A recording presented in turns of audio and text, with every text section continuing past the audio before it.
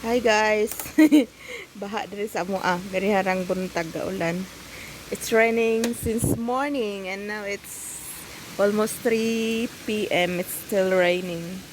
Non-stop raining from morning till afternoon. And look at that outside our window. It's already flooding here.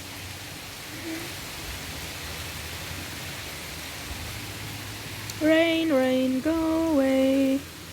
Come again another day. Grabing ulan guys. Buntag taman hapon non-stop. Nagbaha na. Dali sa among ang likod sa among bintana. Oh, grabing baha.